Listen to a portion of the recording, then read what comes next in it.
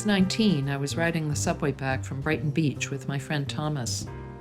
Across from us was sitting an intriguing-looking person, very androgynous, dressed all in white. A few weeks later, Thomas asked me, "Do you remember that person on the subway?" He said to me, "I slipped her my card on the way out. Her name is Francine Tint, and we're having a love affair." That's how I met Francine. And ever since then, I've loved her paintings.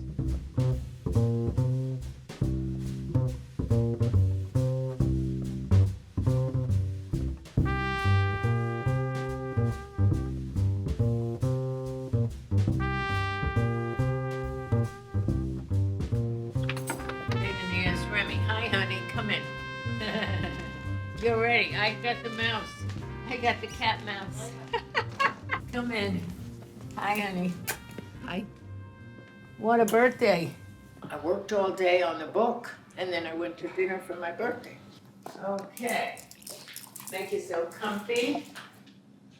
No, it was a nice birthday. It was very mellow, no expectation, so I had no disappointment. And Who did you go out with? David. And how old are you? 81. But it's the best time of my life. There's going to be a book on my paintings. There's a publishing company. They're in Europe, and that's the big part of my life right now. But tell me about how you got started. I was 19 and I started. I didn't know what to do, and I needed to make money. Nobody gave me money. I was poor.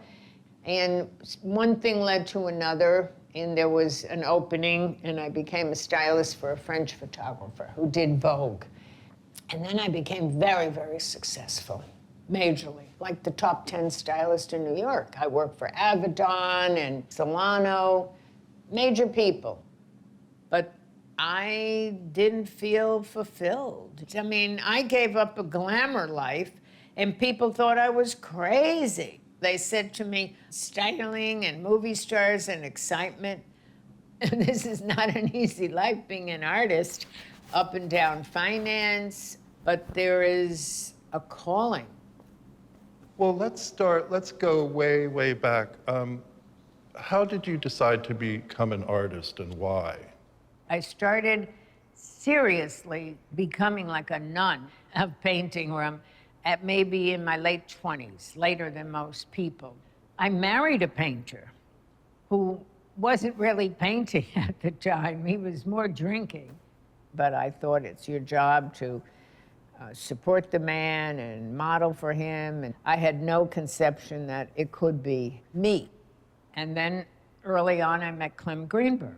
So that's really my education.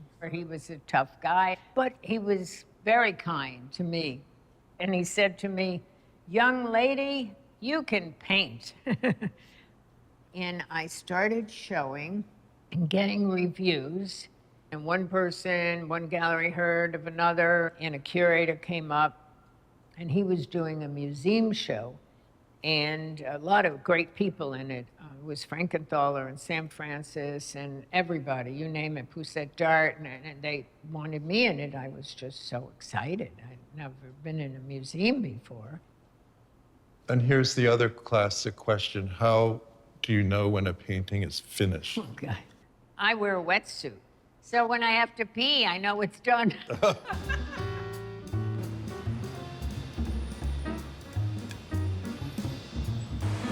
Hi, Francine.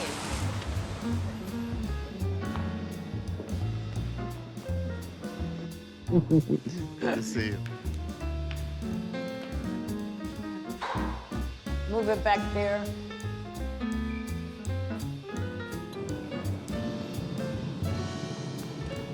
Our Italian collector ended up the checklist, and then Because I want to use that, in...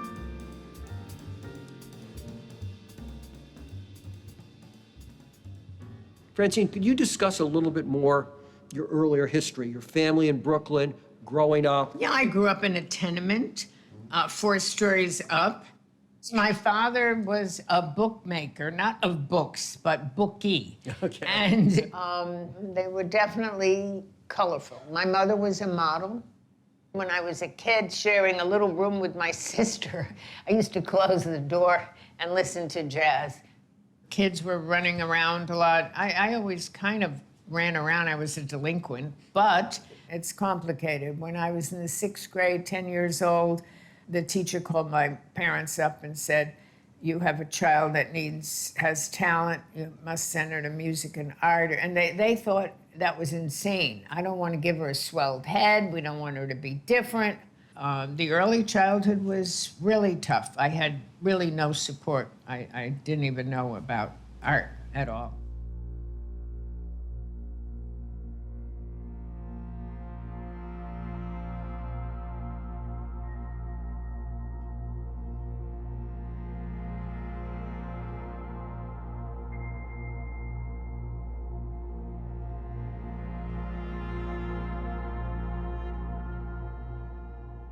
In meditation, thoughts, they go out. They do not sit in you and eat at you.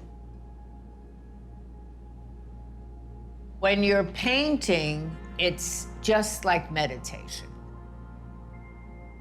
You know, and I have been successful as an artist. I'm in 29 museums, but it's never enough.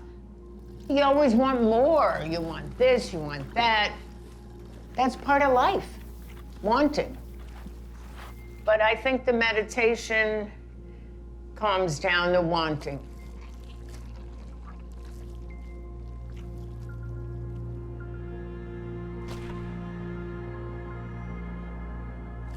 It's the negative emotion that goes inside of you and eats you up, and people get sick.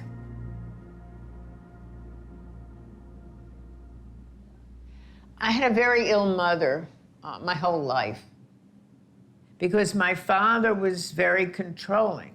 I didn't want to be like my mother. I think if I went that route, you know, I probably would have gotten ill like a lot of women do. My mother died at 39 of a stroke, and I was 19. I actually always thought that was sort of my deadline. In a peculiar way, it's a gift, an odd gift, because I had to fight not to be my mother. I was a mess. I didn't know which end was up. I couldn't choose the right things for myself. I couldn't be an artist. Art saved me. And therapy, too. Therapy teaches you the truth. That's it. It's kind of like a painting in a way. You know, sometimes you paint and you're kind of scared and you get wimpy about it until you, boom, go right in there.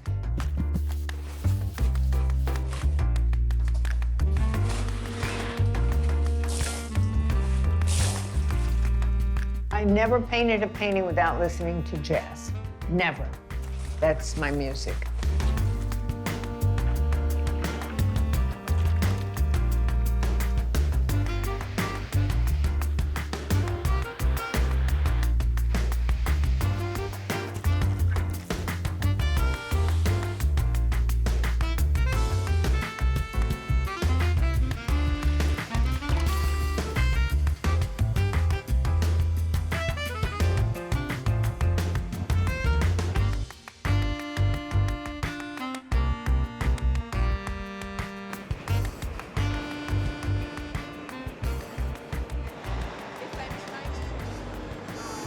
The book is my new baby, but it's work. And it's 100 pages, which is a lot. It gets scary sometimes. This is the first book cover mock-ups that we received. Okay. So do you think that the title should be Well, like, either all caps, I wouldn't just have a capital. and do you want letter. it on just on one row? You know, like francine tint, like first name and last name, one next to the other, or you want like francine and then below tint?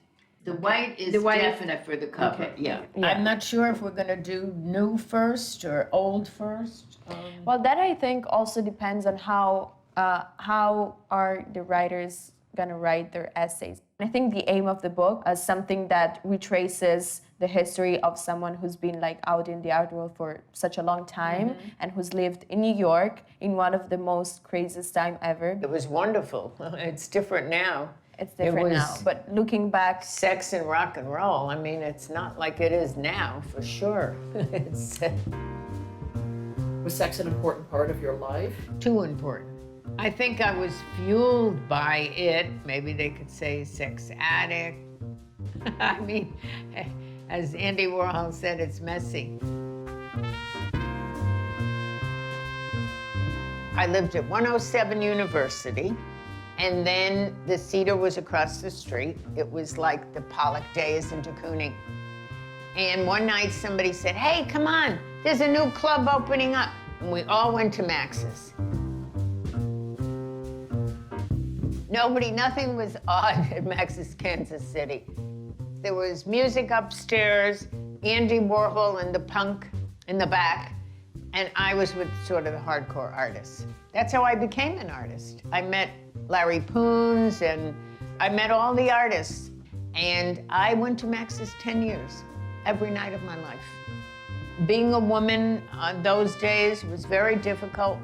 Mickey Ruskin from Max's put on a show and he left me out, you know.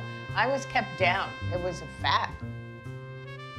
So it's been a long career, right? And Yes. And you started out in an era when the art world was still dominated by males. Oh, all It males. was a male world. was all men. Really a boys' club that, you know, drinking at the Cedar Tavern. Yeah, artists recommend artists, you know. It was a boy network, and I was not in the in crowd.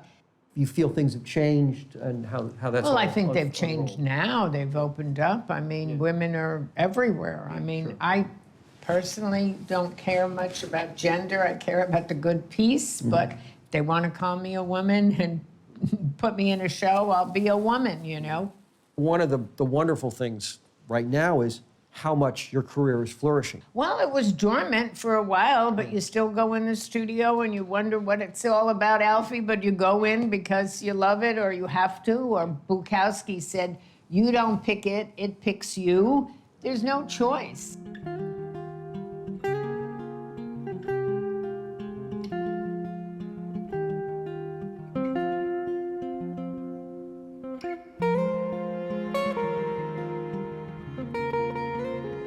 I could have had a much easier life. And actually, there was a man I met that was very, very suitable. And I used to go up to the Art Students League where I do the workshop, and he would carry my portfolio. Thomas was everything that you would want in a spouse. And it was sad because it couldn't go on, it couldn't continue. He was smart and groovy. It was sexy, somebody I would have married. I think I probably would have had 4 kids.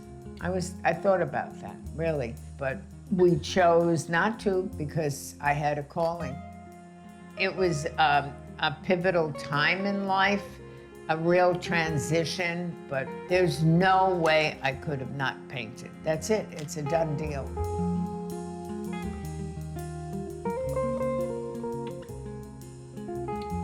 At 71, I got David. And he's my big accomplishment in life. A soulmate, a partner is a big part of life. The happier I am, the work gets better and stronger and freer. But this is 9 years from 90.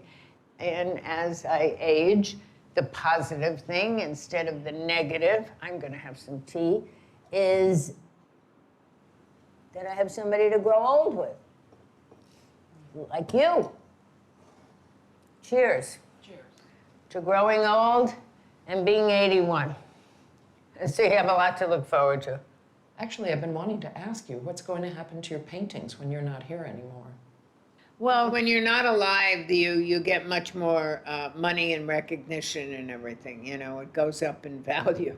Dead artists go up in value. That's it. Yeah, just temporarily. The book is not out yet, but people are very excited. It's a legacy, like people do with their children, you know? It's a feeling of affirmation. This crazy thing that I do, you know, will be out there and appreciated. It's mostly my paintings in the book. They are my children. They look like me. Nobody else can do the paintings that I do. Nobody.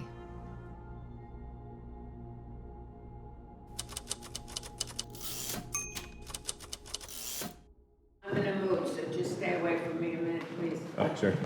So Francine, would you mind? No, I want her it's from- now. No, the film, I need to have I this. don't said want to- it.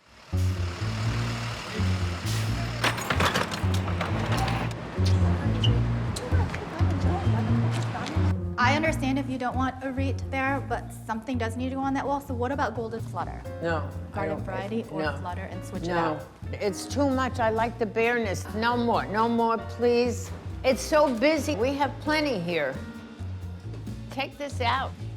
I've been in galleries forever. I have 3, 4 paintings ever in all my shows. They don't sell better cluttered.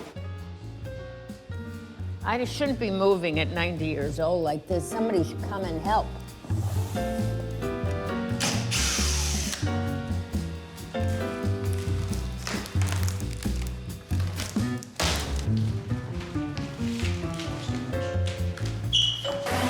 That may be Might David. be our, Hi.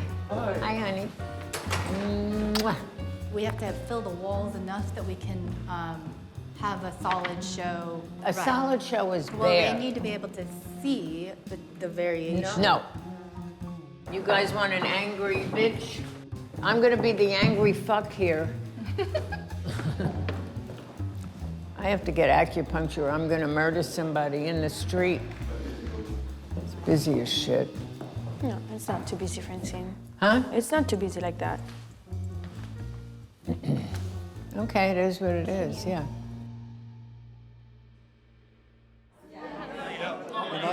What a great turnout, too.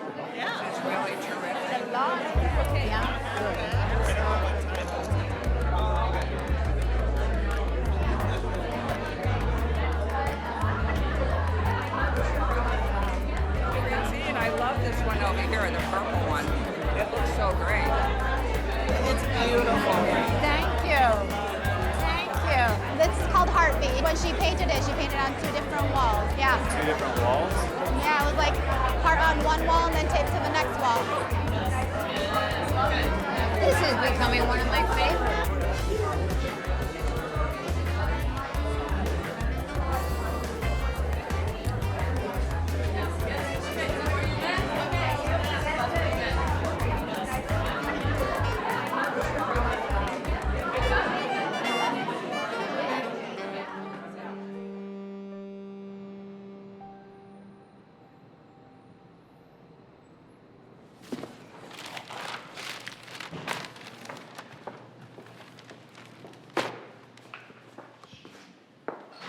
Painting, to me, it's as good as it gets.